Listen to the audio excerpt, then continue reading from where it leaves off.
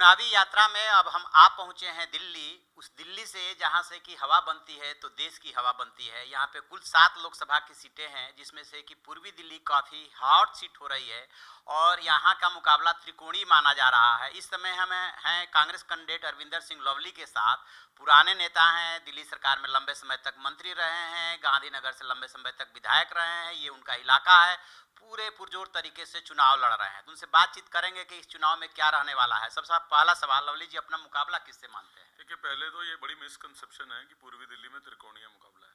त्रिकोणीय मुकाबला इसलिए नहीं है कि 2015 के बाद दो इलेक्शन छोड़ दीजिए आप, 2014 और 2015 वाला जब आप पार्टी की हवा थी, उसके बाद जितने भी इलेक्शन हुए हैं, यहाँ 2 बाई इलेक्शन हुए, उसमें आप पार्टी नंबर 3 पे रही। कॉर्पोरेशन का जनरल इलेक्शन हुआ, उसमें आप पार्टी नंबर 3 पे रही। तो 2015 की इनकी सरकार बनने के बाद जितने भी इलेक्शन जमुना पार में हुए हैं, सब में आप पार्टी नंबर 3 पे रही है। तो इसलिए ये कहना त्रिकोणीय मुकाबला है, बिल्कुल तथ्यों के आधार पे गलत। ठीक है, चलिए त्रिकोणीय मुकाबला आपके हिसाब से नहीं है, तो आपका मुकाबला किससे है? देखिए, नॉर्मल रूटीन में तो ये कांग्रेस और बीजेपी का मुकाबला रहना चाहिए, लेकिन पिछले 5 सालों में पूर्वी दिल्ली के लोग जिस तरीके से अपने चुने हुए प्रतिनिधियों से त्रस्त हैं और जो चुने हुए प्रतिनिधि अवेलेबल नहीं है, और जिस तरीके से बीजेपी जमुना पार वालों के साथ मजाक कर रही है। एक तरफ तो वो अपने मेंबर ऑफ पार्लियामेंट का टिकट ये कह के काट रहे हैं कि वो लोगों से मिलते नहीं थे, लोगों के लिए अवेलेबल नहीं थे, कार्यकर्ताओं से भी नहीं मिलते थे। फिर वो ये उम्मीद करते हैं कि जमुना पार के लोग इस बात पे बिलीव करें कि महेश गिरी नहीं मिलते थे, गौतम गंभीर मिल लिया करेंगे। तो ये जमुना पार में बड़ा इशू है। इसीलिए मैं कह रहा हूँ कि मेरे सामने जो लोग लड़ रहे हैं दोनों, ये पॉलिटिकल टूरिज्म पे आए हुए हैं। आपने नारा दिया है पॉलिटिकल टूरिज्म का, और दिल्ली इतनी बड़ी है कि यहाँ पे 7 लोकसभा की सीटें हैं, तो जो कोई बाहर दूसरे क्षेत्र से आके लड़ता है उसे आप बाहरी मान रहे हैं? नहीं, मैं ऐसा नहीं है।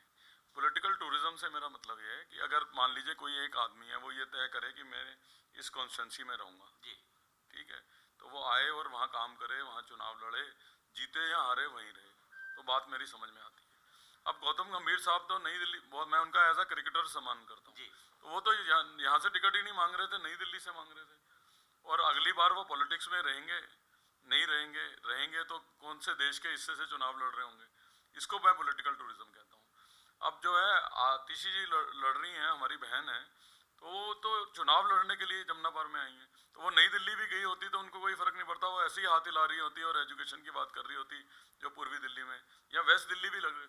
अरविंदर सिंह लवली अगर चुनाव जमुना पार से लड़ रहा है तो मैं जमुना पार से ही लड़ूंगा। मुझे अगर कहा जाए कि कहीं और जाके लड़ो तो मैं मना कर दूंगा, हाथ जोड़ दूंगा, क्योंकि ये मेरी जन्मभूमि है, ये मेरी कर्म भूमि है।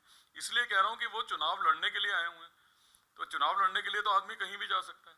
तो टूरिज्म पे आए हुए हैं वो लोग, पॉलिटिकल टूरिज्म पे हैं। आप बीच में कांग्रेस छोड़ करके बीजेपी में भी गए थे, आपको लग नहीं रहा कि उससे कहीं ना कहीं आपको नुकसान होगा?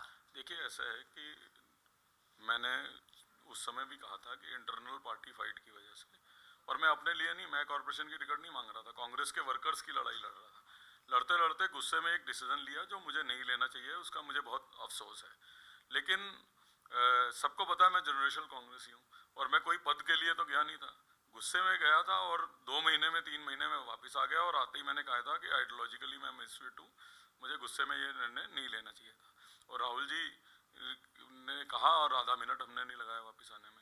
तो आज भी कांग्रेस के वर्कर का पहली मर्तबा है कि मैं जब चुनाव लड़ रहा हूँ, आप ओखला से शुरू हो जाइए, परवेज हाशमी जी हमारे बहुत सीनियर लीडर हैं, आसिफ एमएलए हमारे वहाँ के रहे हैं, शोएब दानिश वहाँ के हमारे काउंसलर हैं, मनीष चौधरी हमारे वहाँ के काउंसलर हैं। पहली मर्तबा है कि चारों इकट्ठे मिलकर काम कर रहे हैं। निजामुद्दीन में कभी ऐसा, जंगपुरा में कभी ऐसा नहीं हुआ कि तलविंदर सिंह मारवा जी और फराद सूरी जी इकट्ठे मिलकर काम करें। दर्शन सीनियर लोग हैं हमारे। इसी तरीके से जमुना पार के 2 जिला अध्यक्ष हैं अभी, दिनेश कुमार और गुरचरण सिंह राजू। पहली मर्तबा है कि जो पूर्व जिला अध्यक्ष हैं वो भी उनके साथ मिलकर काम कर रहे हैं, लक्ष्मण रावत और सुनील वोरा। तो कांग्रेस एकजुटता के साथ चुनाव लड़ रही है, जबकि दूसरी पार्टियों में बिखराव है अपने उम्मीदवारों को भी लेके। आप पार्टी के तो एमएलए छोड़ छोड़ के पार्टियां छोड़ के जा रहे हैं, हमारे भी संपर्क में हैं बहुत सारे। वो तो हम इसलिए नहीं ले रहे कि जिन लोगों से लोगों की नाराजगी इतनी है उनको लेके हम करें क्या, जो 4 साल तक लोगों के लिए। आप इस क्षेत्र में गांधीनगर से लंबे समय से विधायक रहे और काफी आपने काम भी कराया, लेकिन अब ये सवाल ये उठ रहा है कि जब आप लोकसभा चुनाव लड़ रहे हैं तो आपने वो कौन से काम सोच रखे हैं जो पूर्वी दिल्ली वाले काफी समय से उससे जूझ रहे हैं, लेकिन जो भी प्रतिनिधि बने उस तरफ ध्यान नहीं दिया और आप जीते तो उन कामों को कराएंगे? जमुना पार वालों की तो सबसे बड़ी त्रासदी ये है, इसलिए मैं पॉलिटिकल टूरिज्म पे फिर वापस आ रहा हूँ कि लोग आते हैं हमारे यहाँ, चुनाव लड़ते हैं, जीत जाते हैं तो कभी कभी आते हैं, और हार जाते हैं तो बिल्कुल ही नहीं आते। और सेलिब्रिटीज से तो हम बहुत ही तंग हैं। चेतन चौहान साहब आए थे यहाँ लड़ने के लिए, पिछली बारी ये कहा गया था कि श्री श्री रविशंकर जी के आर्ट ऑफ लिविंग से हमने बुलाए हैं बाबा, तो उनका तो बीजेपी ने खुद ही टिकट काट दिया। राजमोहन गांधी जी आप पार्टी से आए थे, वो जो है दोबारा पलट के कभी जमुना पार आए नहीं है। आम आदमी पार्टी जो कहती थी कि हम आम लोगों की पार्टी है, उसको पूरे जमुना पार में एक आम आदमी नहीं मिलता लड़ाने के लिए। तो ये पहली मर्तबा है कि जमुना पार का व्यक्ति लोकसभा के लिए चुनाव लड़ रहा है। ये देखिए, यही हम जमुना पार वालों की तो यही त्रासदी है कि इस सीट पे पहली बार जमुना पार का कोई आदमी चुनाव लड़ रहा है कि वो प्रतिनिधित्व कर सके। तो जमुना पार की तो कोई गली ऐसी नहीं है जिसमें मैं लोगों को नहीं जानता हूँ, लोग मुझे नहीं जानते हो, कठिनाई नहीं जानते हो। 5 सालों में जमुना पार में जिस तरीके से काम रुके हैं, सबसे ज़्यादा पॉल्यूटेड अगर कोई पार्ट है दिल्ली का तो वो जमुना पार है और ओखला है। और वो इसलिए है कि पब्लिक ट्रांसपोर्ट सिस्टम पूरी तरीके से कोलैप्स कर गया 5 सालों में। मैं खुद ट्रांसपोर्ट मिनिस्टर रहा हूँ, जो बसेस खरीद के गया था आज उससे भी कम हो गई हैं। और जो नई बसेस भी हमने खरीदी थी, इस महीने से 1000 बस उससे भी फेज आउट हो जाएगी। मेट्रो 2015 में चालू हो जानी थी, जो मैक्सिमम एरिया जमुना पार का कवर करता है, ओखला तक कवर करता है। आज वो 4 साल डिले चल रहा है, वो अभी भी 20% काम उसके अंदर हुआ है। हम जमुना पार के लिए मोनोरेल सेंक्शन कर गए थे, उसको इन्होंने स्क्रैप में डाल दिया है। लोहे के पुल में के बराबर में एक पुल बनना था, उसका कुछ नहीं हुआ। गाजीपुर लैंडफिल साइट की बात मैंने करनी शुरू की, आप बाकी लोगों ने भी अपने मैनिफेस्टो में लिख दिया बिना ये जाने हुए कि वो तो करना ही दिल्ली गवर्नमेंट और कॉर्पोरेशन को है, तो उसके लिए एमपी की आवश्यकता ही नहीं, और उसमें आप ऑलरेडी पावर में हो। तो इसीलिए मैं कह रहा हूँ, अनुभवहीन प्रत्याशियों को चुनना हमेशा किसी भी क्षेत्र के लिए खतरनाक होता है।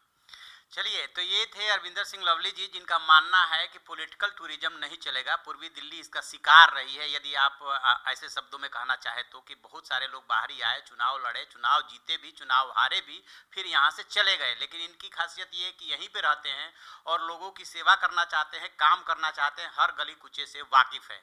बाकी तो ये पॉलिटिकल लड़ाई है, देखते हैं आगे क्या होता है। जो भी डेवलपमेंट होगा, अपडेट होगा, हम आपको अपडेट कराते रहेंगे। आप ऐसी खबरों के लिए देखते रहिए इंडिया न्यूज़, सब्सक्राइब कीजिए इन खबर। Thank you. इन खबर चैनल को सब्सक्राइब करें और बेल आइकन दबाना ना भूलें।